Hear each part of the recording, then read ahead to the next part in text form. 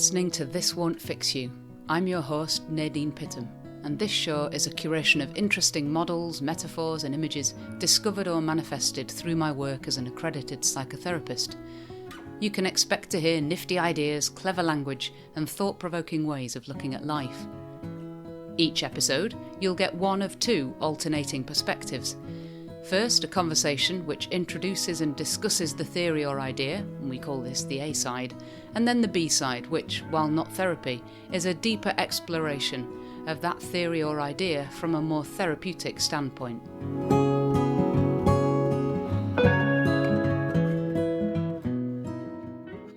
Hello everybody, and today we are talking about the drama triangle, which is a really sort of fundamentally basic bit of theory for psychotherapy.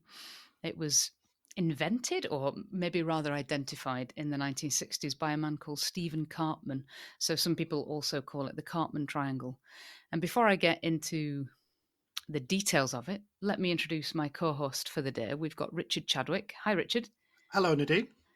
Richard is a person-centred therapist who works in Greater Manchester, the Northwest generally. He works online, so wherever you are in the country, you can have access to Richard's work, and you can find him on all the directories, but we'll come back to that at the end of the show. So Richard, drama triangle. Yeah. It's everywhere, isn't it? It's everywhere, and I was thinking about it. It's a bit like, you know, if you buy a green Mini, not that I've ever bought a green Mini, but if you buy a green Mini and then you suddenly see green Minis everywhere, it's like that, isn't it? It's like once you know about it, you kind of can't unlearn it. That's super. And actually, that's perhaps going to be of use to people listening as well, isn't it? Because once you've heard this episode, once you know this bit of theory, you won't be able to watch a soap opera, you won't be able to listen to a fairy tale, you won't be able to have a conversation with your least favourite relatives without realising and noticing how this plays out.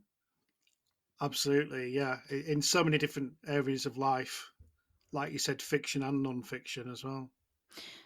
Hopefully we'll come into that later on. I read a statistic that 80% of human relationships, or at least 80% of human relating, can be attributed or placed onto the drama triangle or overlaid on the drama triangle, which is terrifying statistic. Yeah.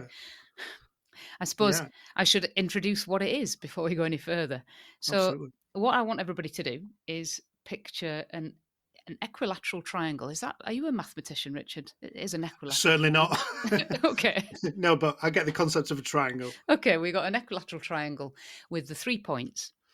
And Karpman identified that in ineffective, dysfunctional ways of relating, that one person will occupy the persecutor role, one person will occupy the victim role, and one person will occupy the rescuer role. And they're not rigid roles. People move around. In every sentence, people can move around. In a conversation, people can move around unlimited number of times. And they also, am I right, Richard, suggested that we can be on the drama triangle in ourselves, that we can be persecutor, victim, and rescuer all in our own head. Yes, like you rightly said, you can move between the three of them, can't you? In your own head too, yeah. So in you're your own head too. Constantly changing. So let's go into a little bit more detail. Do you have a particular favourite, Richard, on the drama triangle? I do actually. It's the rescuer, and I think the reason I've mentioned the rescuer is because it sounds like the most complicated one, in that you get the idea of a persecutor, you get the idea of a victim, very clear cut. But the rescuer is quite intriguing because initially you think, oh, that's a really helpful role. Why would you not want to be the rescuer? But actually, when you learn more about it, it's not as positive as it first seems. So that kind of draws me to it. Yeah, none of them are, but you have to kind of unpick the rescuer role to uncover that. Okay, well, let's start with the rescuer then. So the rescuer is the person who saves vulnerable people, but they do it without the vulnerable person's consent. I say the vulnerable person is actually the victim that they're saving, isn't it? And they save them without consent. And it comes from a need to feel needed. and we get our validation if we are rescuers. And I too ping to the rescuer spot on the triangle. That's one of my Mm. favourite little places. I wonder if all counsellors I perhaps was just do going to say that. Yeah, in stressful situations. yeah, And our validation as human beings and relationally comes from our selfless devotion to the other people, predominantly the victim in the situation. Does that mm. description kind of resonate with you, Richard? Is there anything else that you'd like to say? I think I agree in terms of out of the three, that's the one that seems to fit most with the idea of being a counsellor. But of course, we're not rescuers and we're not supposed to be rescuers. But well, for me, speaking personally, I think that's the role that I would have to fight against to some degree in a counselling situation, or Hmm. challenge myself on. To give an example, I had a client who was in a abusive relationship, and he was very much the victim, and his partner was the perpetrator, as in the way he was portraying it. And I felt this urge to be a rescuer, but of course didn't want to be because I couldn't be as a counsellor. But there was that kind of slight pull towards that role, if you see what I mean. Yeah, You that must you have, feel that in yeah. the relationship, we will all feel pulled to I ping felt to one of pulled the to that corners. role, yeah, and I Yeah, think and that's that's probably you. quite common for counsellors. Mm. So you mentioned the victim then. This client that you mentioned was the Mm, victim, which is, if we explain a little bit more, that the victim is often, say, overwhelmed by their own vulnerability. They've never kind of found a way to have agency or to resolve their own situations, to take power, not power over people, but to just take power for their own lives, for the mhm, responsibility for their own life. It's mm, like life happens to the victim. yeah, I find victims really, really difficult to be around in my personal life, definitely. okay, Um, because I find that kind of helplessness really yeah, frustrating, and I could easily ping to persecutor if I okay. encounter a victim in my personal life. If I encounter one in the counselling room, I too would be pulled towards being a rescuer and have to kind of be aware of that draw. Mm. Yeah, I can see how that can happen. And like you said, a victim, if we're going off the drama triangle, a victim is quite powerless and helpless, Hmm. and almost falls back on that role. Yeah, falls back on it is, and they do fall back a lot, don't they? The Mm, victims. Okay, so persecutor.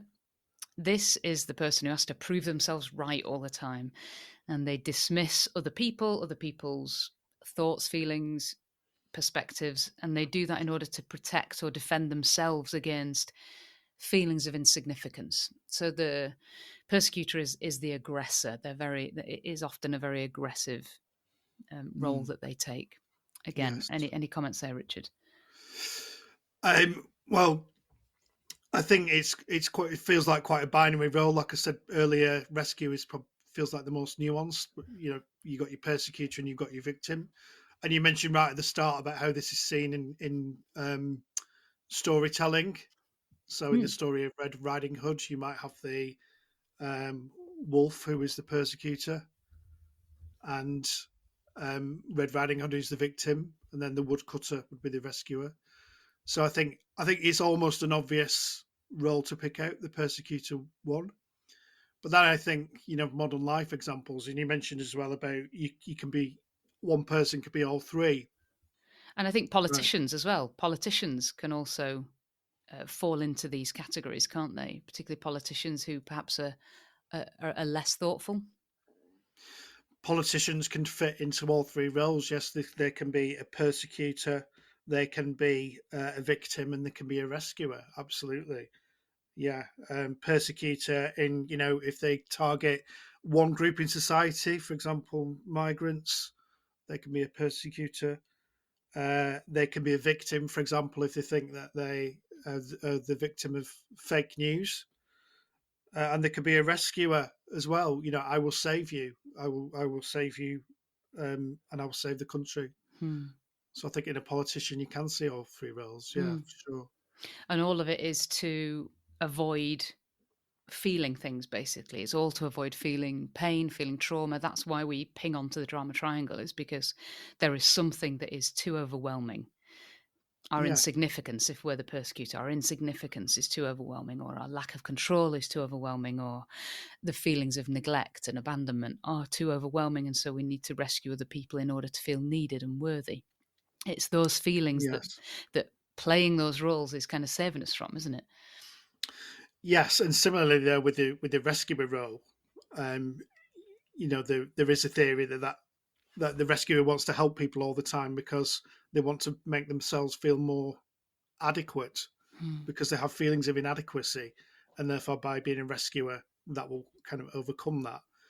But of course, I think at the heart of all these roles is a sense of their needs being unmet at some point, and this can apply to all of us. That perhaps in childhood we had unmet needs, and that therefore we like a lot of people played out these different roles. Um, so yeah, I think it's interesting to kind of look at what is the need behind the role, Oh, that seems. I kind of want to push you a bit further on that. What do you mean? What is the need behind the role? because it's all, my understanding is that this comes from transactional analysis, so it's all role playing. It's the games that people play, isn't it? Hmm. And therefore, what seems like on the surface to be the role has a kind of hidden, perhaps subconscious intention behind it. It might be, like I said, that the rescuer feels that they want to feel more worthy and therefore they rescue people. But then you have to look at what is the unmet need there. And the persecutor might feel better by bullying people. I think bullying is a good example of a persecutor. Hmm. Why does somebody bully somebody? There's some need behind that. And then the victim is relying on the fact that they're not taking responsibility for their own situation. So I think all of them, there are things going on behind the scenes that could be looked at, that could be explored Hmm. to explain their behaviour, because essentially, I think you've already said this, they are not helpful roles. They're roles to be avoided, but the roles that we can all fall into. I guess the question is, why are we falling into that particular role? What is And it doing for us? exactly that, it's serving us in some way to, Yeah. yeah, to absolve ourselves of all responsibility in the victim role. That's serving us in some way, isn't it? Even though on Mm, the surface, from the outside, it looks a ridiculous prospect, but of course it's not. And let's come back to that. yeah. I like that. How to heal from the unmet needs, Mm, what that might look like, how we can get off the drama triangle. I've made a yes. note of that. I think Okay. that's a really good place to kind of conclude, really. What I'd Okay. like to do is explore a little bit more, maybe using more examples. You've given a fantastic example of a very famous fairy tale, The Little Red Riding Hood, Yeah. and the notion of politicians, some well-known politicians potentially falling Mm, into that category. But The Little Red Riding Hood, I thought was a great example, because in our society, we absolutely love a rescuer. All yeah. our films are about, not all, of course, not all. Many of our films are Many about the are. hero, and the Mm, hero rescues. The hero saves the day. They literally mm, save the world in so many of our stories, and in yes. so doing, often become the persecutor. They ping around, don't they? Like the woodcutter does, because he turns Yeah. the wolf into the victim. Absolutely. Yeah, and you can see it in other films as well. With Batman, for example. Oh, go on. You've got Batman, who is obviously the rescuer, and arguably the victim is the city of Gotham, and the persecutor is the Joker. And it doesn't have to be an individual victim. You're saying that the victim is Gotham, that everybody Yeah. is, and that I love the fact that you brought up Batman, because I've just recently seen Joker, Oh yeah. part Okay. one and part two. Yeah. I saw part one when it first came out years ago, but I watched it again in advance of the second film coming out. And by the time our podcast here, by the time this airs for everybody, then the Joker will be old news. Mm, But certainly the Joaquin Phoenix character Joker, what's he called? Arthur. yeah. It's Arthur, isn't Arthur. it? Okay. Arthur Fleck, because Yeah. Oh yeah. he's just a fleck. He's just nothing. And he starts the film as a victim. He is literally beaten up in the opening scene. So he starts the film as a victim. He remains a victim all the way through until he Mm, rescues a woman on the tube, on the mm, like the metro train. He rescues a woman, and then something clicks in him, it kind of opens up the persecutor in him, and the persecutor kind of then runs his life, and he's constantly, the persecutor at least feels more empowered than the victim, and so Yeah. he spends the rest of the film kind of, yeah, struggling to get out of, well, he can't get off the drama triangle, but he's struggling to get out of any of the roles because he's just jumping from victim to persecutor all the time, Mm. having had that sort of pivotal role as rescuer in the middle that pings him out. It- yeah, it's interesting how the role of the victim and the persecutor can kind of interchange, can't they? Mm, They say, and it's another discussion about how much truth there is in this, but someone who's bullied perhaps goes on to bully, and that will apply to some people and not to others. But there is this sense that somebody who's been a victim becomes a persecutor, mm, and it's almost a kind of yin and yang situation, two sides of the same coin. And I find that really a really interesting dynamic. But then the mm. rescuer is this other party who on the outside looks well intentioned, but actually they have their own needs as well. Like I said And they before. are, yeah, they're disempowering the victim, aren't they? Even though, Yeah, and anybody who's yeah, ever received, in inverted commas, help from somebody without really wanting it, unsolicited help. Brené Brown says that help is the sunny side of control, and so okay. the rescuer does have a controlling role in their operations. That's actually what they're trying to do. They're trying to get control, and perhaps if we all Mm, think about, just for everybody listening, if you are thinking about people in your own life, there will be people who like that control, but they don't take it in a traditional persecutory way.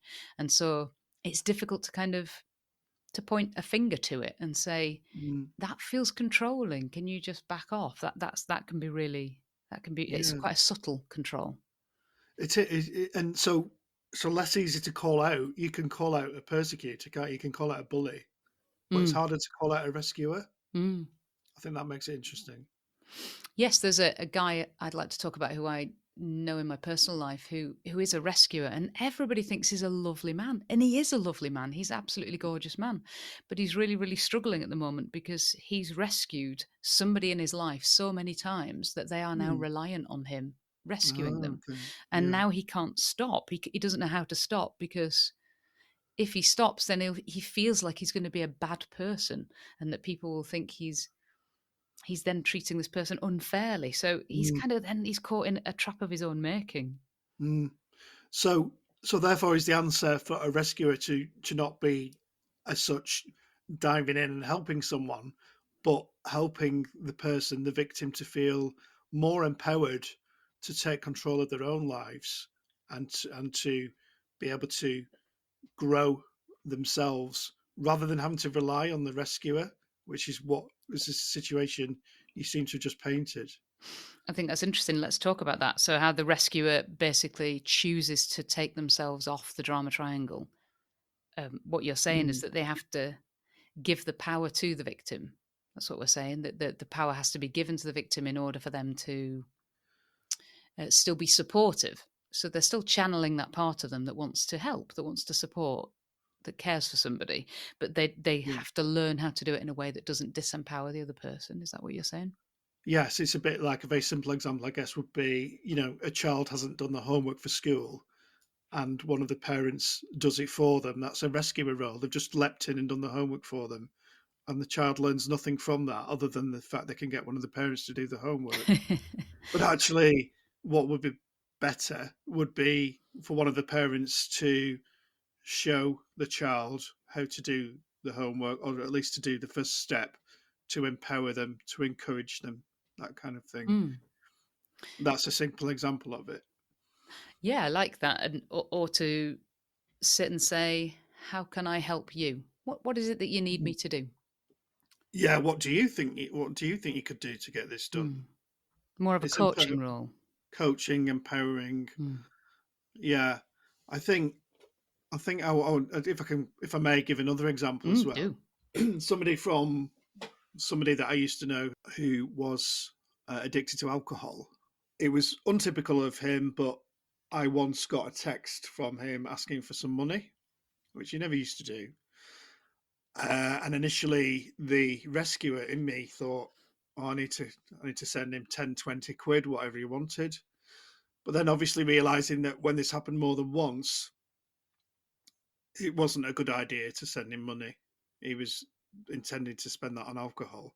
So I moved from the rescuer role to one that was trying to encourage and empower him, as well as I could with in a very limited situation. But I think that's just an example of how rescuing isn't always a good thing, I think because you can almost encourage people to be in the cycle that they're already in. I'm pretty sure we do enable that cycle. We do enable that cycle to continue. And then, so I wonder if addiction is a good example of how the rescuer role cannot be helpful. And let's speak a little bit then to the difficulty, the real challenge of, and in that situation there, and particularly if I imagine if it's a parent with an alcoholic child as well, I Mm, think I'm saying child, grown up child, one would hope, but a child nonetheless, and that, or any addiction, that if we love somebody who has an addiction, how hard it is to draw that boundary and say, no, I'm yeah. not going to do that thing. I'm not going to lend that money. Yes. Yes. Yeah. Yeah. And you hear of families who are so torn by that, not being able to, rescue whoever it is because they've just done it so many times before that they just Mm, realize it's a road to nowhere. And what springs to my mind right now is that idea of tough love. You hear that, don't you? Tough mm, love. But what a challenging position for anybody to be in. But I think bringing it back to the drama triangle, it just kind of typifies the rescuer role, and why that is not always helpful if it keeps somebody in a cycle. mm. And so, what does keep them there, I imagine, and you clearly have your own experiences here too, is that I imagine that the rescue who has enabled, who has rescued and done for another person so many times, Mm, that as soon as they stop doing that, even if they're sort of stepping down their support, that's going mm, to generate a reaction in the victim, because the victim, as we know, could easily ping to persecutor. So if the rescuer suddenly says, mm, I'm not going to do that, I'm not going to lend that money, I'm not going to allow you to do that thing anymore that is ruining our family, I'm not mm, going to allow that anymore. I mean, mm, that's huge. So the victim then pings to persecutor, and then the rescuer is getting aggression in a way that they cannot bear, because for the rescuer, the most important thing is sustaining those relationships and just helping and smoothing and calming yeah. everything down. And so if then the victim pings to persecutor, the rescuer will feel terrible, and it's a perfect dynamic to really, really rip apart the feeling Mm. that the rescuer's got in their heart. It's like, no, I'm a good person. I'm a good person. Yes, I think there's a massive dichotomy, isn't there? It's like how can this person continue to like me versus what do I do that is for the best? And I think the rescuer is almost still wanting to be liked. Right. So you're saying that that's one thing that the therapy can work on.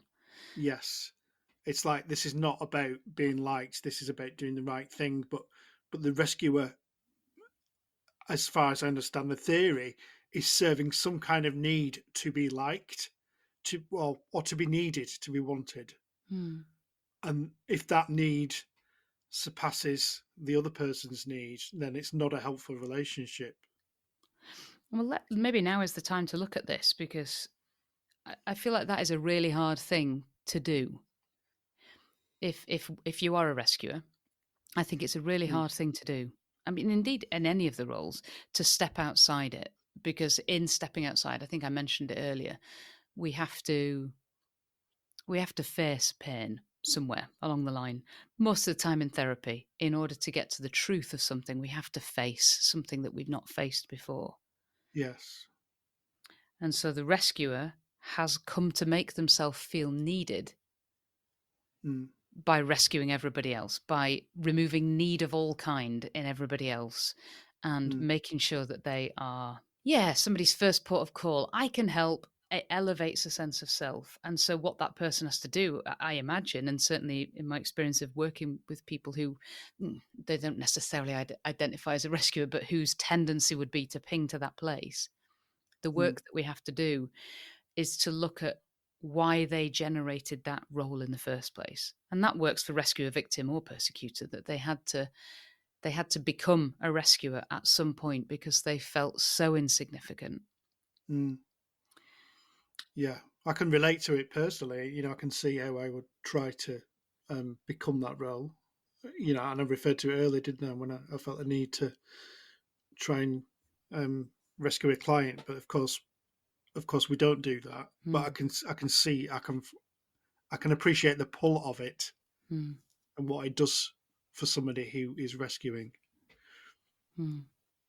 And maybe it's a sensitive person as well who becomes a rescuer, because if I speak from my experience, there was a drama triangle that I grew up with between me, my dad, and my gran, his mother. Okay, And okay, my dad was often the persecutor, mm, often, not always. My gran was often the victim, and I was sitting in the middle going, "Can we all just be friends? Can we not all mm, just," and trying to listen to everybody and trying to calm the whole situation down. It's like I was the communications department for the family, and if I failed, then I felt like I had failed as a person.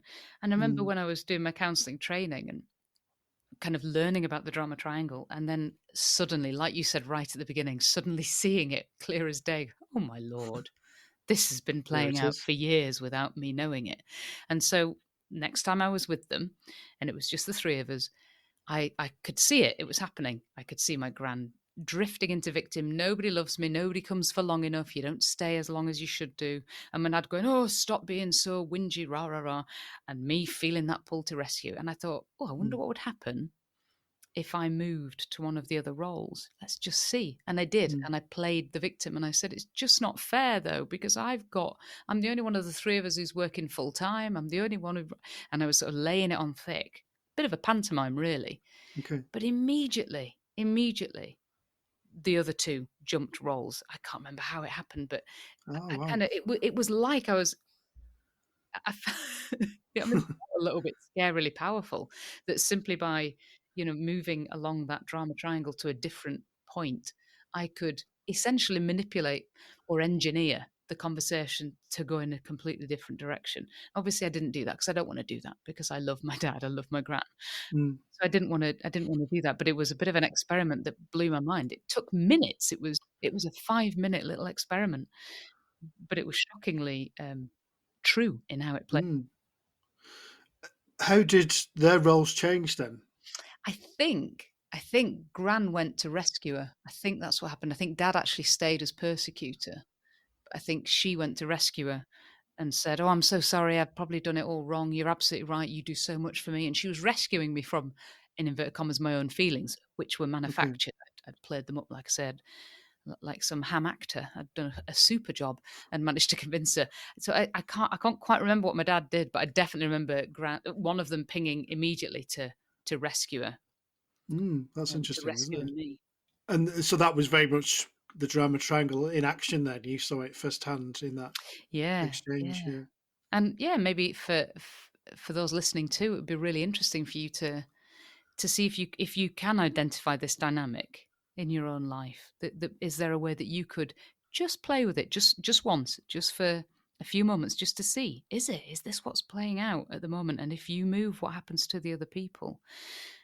And bear in mind, like Richard and I have both said, there is no role here that's kind of healthy. There's no role here that Mm, is good or better than the others, even though we might feel the rescuer kind of has some sort of virtue. None of these roles are especially positive. They are all defenses against pain. and that being the case, then the only way to move forward with it, then I guess, is to step out of the particular role that you're playing. Mm. Once you're Ooh. aware of it, you can step out of it. Then, Yeah, yeah. Which I think genuinely that was the last time I ever played the game. wow. Moved around. With those two Mm, people, I think I'm sure that I still ping to it in other situations, but I became so aware of it that it was so much easier to not fall into it. And it did mean that I had to, kind of allow my gran to talk herself out of her victim role. She was sort of stuck in it, and I had to allow her to be there, and challenge her to tell me what it mm, was that she needed. If mm, you're not happy, then tell me. What would make you happy? What time do you want me to come? And what time do you want me to leave? Give me some mm. clear boundaries. And yeah, she didn't want that. She just wanted to feel like she was badly done to. Okay, so a question then. I realise I'm currently asking more questions than I'm answering, but a question then, is it about better communication? Is that how we lift ourselves out of these roles? Is we communicate better? I think, first of all, we got to notice that we're caught in it. That's what I think. Yes. We have to notice Notice you're that in we're the caught. triangle. Yeah, that we're caught Yeah. in that role.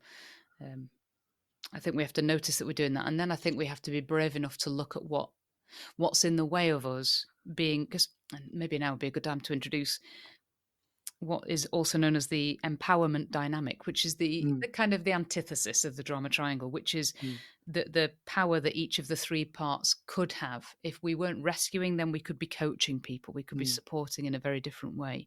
If we weren't persecuting people, then we could be challenging them and mm, arguably helping them develop and look at their areas of weakness or flaws. And we can do mm. that from a position of challenging them, but without necessarily persecuting them. And the victim can become vulnerable or potentially the creator of their own kind of escape route. What was Yes, the question? Oh, go on, sorry. and the victim can recognise that they do have some power. They're not powerless. They're not helpless. They Yeah. do have they do have some stake in the game. Yeah. And so I think what they have to do, I think what we all have to do, what I had to do, what you will have to do, not you, Richard, although maybe, but also Yeah. people listening who for whom this resonates, is is to look then at the real thing. So if we take someone who's very good at persecuting, somebody who's potentially pings quite happily to being aggressive with somebody else, Mm, maybe you have to look at the moments in your life where you did feel so insignificant, where you felt so overpowered, or mm, like maybe bullied, like you say yourself, and not necessarily directly bullied, but maybe there was something about your socioeconomic status that meant that your class was bullied in your school environment, and that felt like an inescapable trap.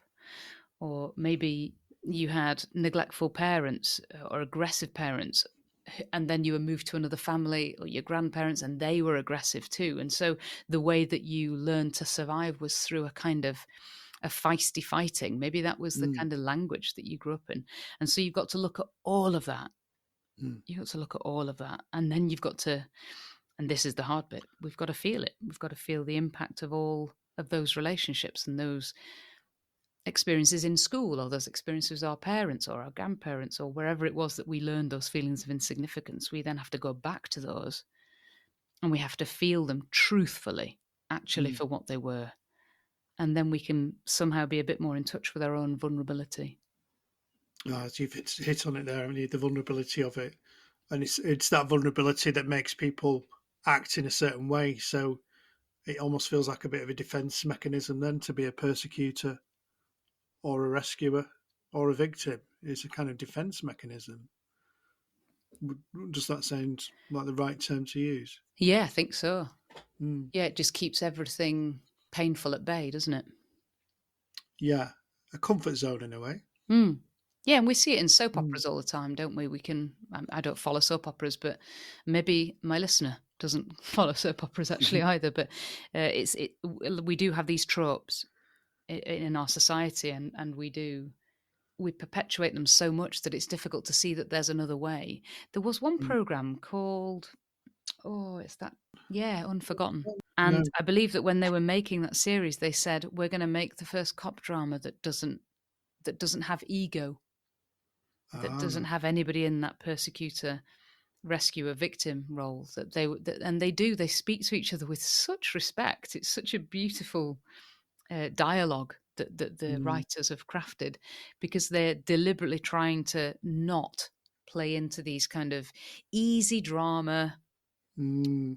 kind of roles I mean, they're just cheap. They're just cheap telly, aren't they? Just have, and it happens all the time in soaps because they have to churn out so many. So they just, yeah, send people off into these roles because it creates good drama. Because that's the other thing, isn't it? Is that when it's each time somebody moves around the triangle, each movement increases the drama, increases the level of tension. Mm. Yeah, and it's a narrative, like you said about soap operas. It's a narrative device, then, isn't it? Used by storytellers because it increases tension. It's Mm. a way of creating tension, which is great for drama. Great for drama. Not so much for real life. Not so much for real life. We create dramas of our own, don't we? Yeah, good Lord, please no. Stop. Yeah, it is fascinating. The more you dig into it, I think the more interesting it gets. Just because it is replicated, it's a pattern that's replicated so often throughout our culture.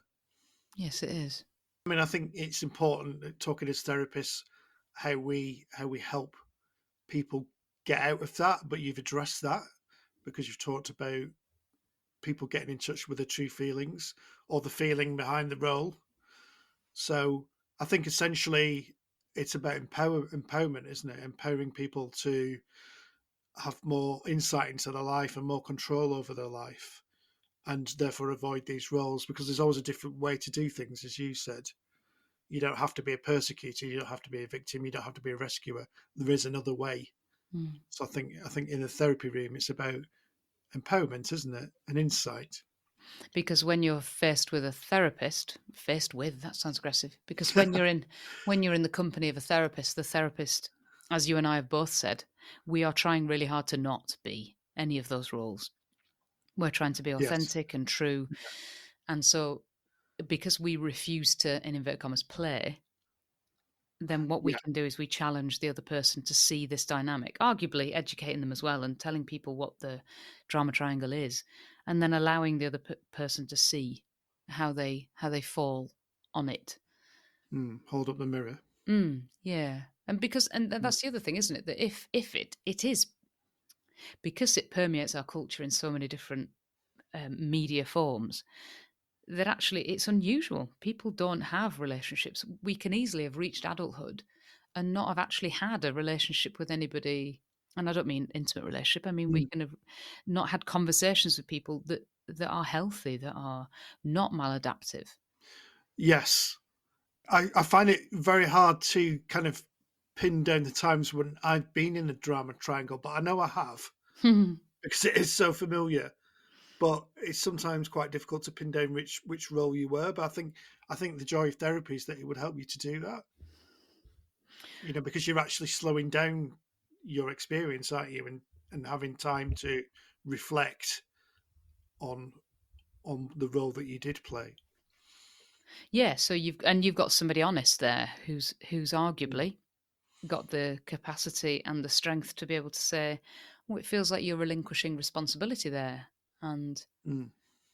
do you feel like that there is some victim kind of behavior coming out in you, that you are trying to relinquish responsibility, you are trying to not engage here, and a therapist is able to see the role perhaps a little bit more omnipotently and see the movement, Yeah, see the dance that's taking the place. dance, of course. Yeah, the dance. And if this were to be a drama square, not a drama triangle, would the fourth role then be the challenger? And that's the therapist who's challenging the other three. Well, that's the interesting thing, isn't it? Because Mm. there is a drama triangle with a fourth, and it's the Fourth part. bystander, isn't it? Okay. So, but the bystander does nothing. The bystander just watches. Right. So I think the empowerment dynamic would be we would be bringing the therapist in as an observer to identify all that, rather than the bystander who is kind of almost rubbing their hands together with glee at the way the drama is unfolding in front of them. An audience is a Yeah, bystander. Yeah. essentially, Yeah. yes. Yeah, they're the audience getting more Yeah. from the drama and the Yeah. dysfunction of it than arguably than they should. Yeah. Can we So talk? Oh, sorry, go on. I was going to say, perhaps then we can replace the bystander with being a helpful challenger and facilitator. Yeah, to watch what's going on and be able to point out when we're slipping around all those roles. Absolutely.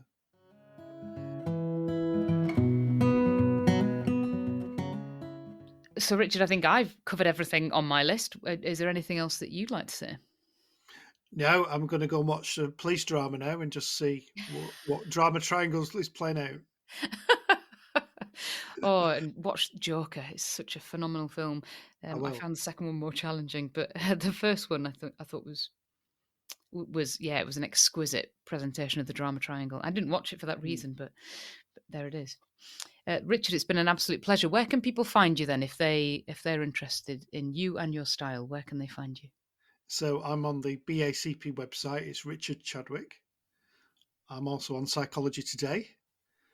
And because I support the LGBT community, I'm also a member of the Pink Therapy directory as well. So that's a third place that people can look out for me if they wish. Excellent. Well, thanks ever so much for talking to me. This has been fantastic. Thank you. I've really enjoyed it. Thank you. Super. Thanks for being with us this episode. The B-side, which takes one aspect of this episode and digs a little deeper into how that might be explored in the therapy room, will drop very soon. In the meantime, if you'd like to have more of our conversations and metaphorical excavations, it would be grand for you and grand for us if you would subscribe to the podcast or share a favourite episode with a friend.